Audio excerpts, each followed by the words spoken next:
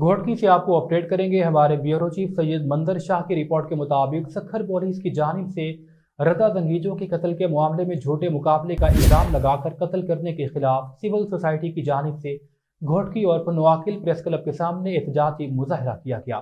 مظاہرین نے سخت نعرے بازی کرتے ہوئے رضا زنگیجو کے خون سے انصاف کی اپیل کی اور پولیس کی غیر قانونی کارروائیوں کو منظر عام پر لانے کا مطالبہ کیا۔ مظاہرے میں شریک افراد نے کہا، رضا زنگیجو کا قتل اور اسے جھوٹے مقابلے کا رنگ دینا سنگین قانونی خلاف ورزی ہے۔